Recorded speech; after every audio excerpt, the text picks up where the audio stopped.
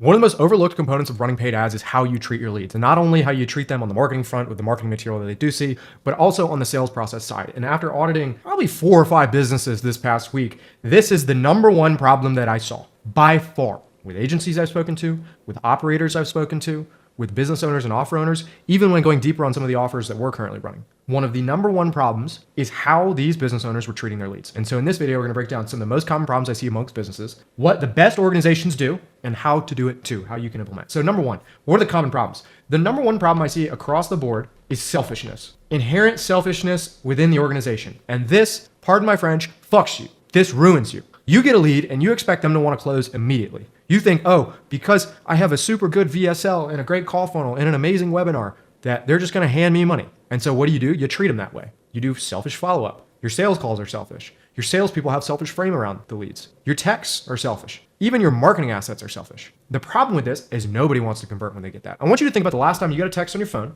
and it was from some business you booked a call with or from some business and it's just hey, we're doing this event, reply yes if you want to attend. Have you ever replied yes? Very good chance you never have. Why is that? Because it's inherently selfish. You need to remove this selfish trait from your organization because it kills businesses overnight, or a slow burn where you think you're doing good and all of a sudden you're like, why isn't it working anymore? Because you've milked the part of your audience that would convert overnight. I don't know what to tell you other than stop being selfish. I'll show you how to implement this in a minute, but that's the number one problem I see. The number two problem I see is laziness. And I'm ripping this straight out of Hormozi's book. You've got to scale the unscalable. I'm sorry. I don't want to hear anybody say, oh, I can't do that because it's not scalable at XYZ amount. When I'm doing XYZ amount of deals a month, I can't do that. It's not scalable. I don't have enough time in my calendar. May have just a minor crash out in this video. I put a video out at the day of this recording, Monday. I recorded and uploaded it probably 4 or 5 hours ago. Took me 20 minutes to do.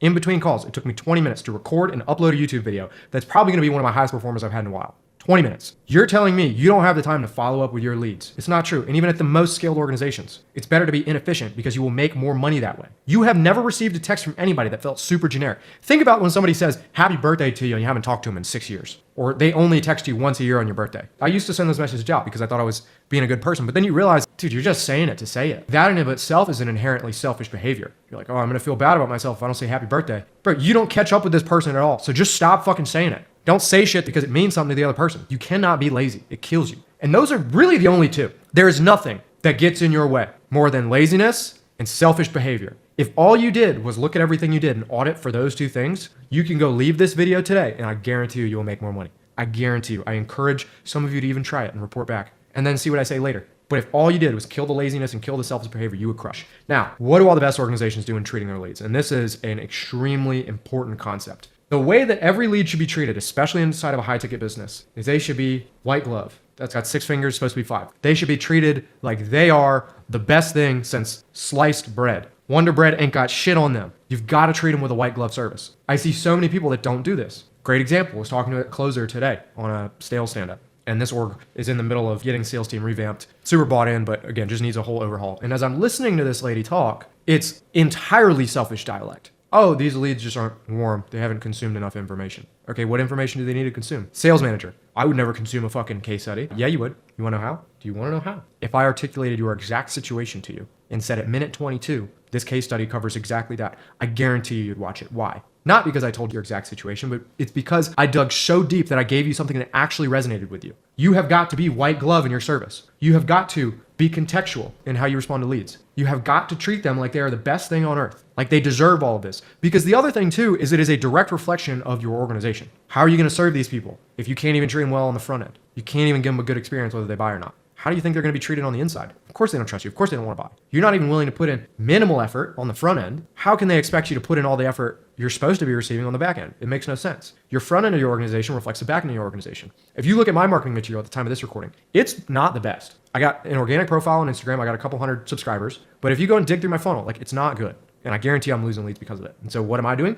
After this, I'm fixing all of this because it's directly based off of this. But one thing I'll make sure is because we run a boutique agency, you're gonna get my direct line if you ever reach out. I will send you a text directly because I wanna make sure you have that white glove service. I don't need a salesperson right now. I take all my sales calls and I vet so hard on the front end, I'm not gonna take a call unless you pay me for consulting, or I'm like, okay, this is an actual deal. And then I'll take the call. But I take all the sales calls at the time of this recording. Just be aware if you're watching this later. Well, my job is to be much more contextual, be much more white glove, to treat you better. to have a funnel that speaks directly to you. Again, right now our front end is not the best and it's a problem, but that is one of the biggest things is just, again, this is not a complicated video. Like I might be done recording this in 5 minutes. You've just got to treat your leads the way they deserve to be treated because they are human beings that are inquiring about your services. Why the fuck are you treating them like they're a number on a screen? It's bullshit. And so how do you actually implement this? How do you fix this? There's a couple things you can do. Number one, you have to kill bad narratives in your sales organization. Again, a lot of this is very firsthand from a sales manager that is super in the weeds with culture, like very in the weeds with culture. I fucking love it. Fires me up, man. Oh! But the number one thing he preaches all the time is killing a bad narrative. You've got to kill a bad narrative. If you let a narrative persist, everything's being blamed on the leads. Your job as a marketer is to take the blame off of the salespeople. It does not serve you to think that, oh, these salespeople are shitty. It's how can I make these salespeople's job as easy as possible? How can I make this person have the best experience ever? Segmentation in the CRM based off type form responses, customized sales assets being sent out. Like really get contextual and kill the bad narrative. I don't care if it's an objective false statement that the leads are bad. If they're saying they're bad, you can do better with marketing. Even if you're at a 5X, if they say the leads are bad, you can do better at marketing. Or it's just a narrative you need to fix. So that's the first thing. Always watch out for selfish and lazy narratives. Number two, you want to build what we call a trust asset master log. All that this is contextualized YouTube videos or PDFs or whatever assets you have, fucking financial models that handle objections, limiting beliefs, maybe another objection, maybe it's just a case study, some proof. Either way, you're going to have a giant document with all of these things. And what your salespeople are going to do is they're going to distribute them contextually. Now, there are ways to use AI, but right now, you've got to get out of the habit of being lazy.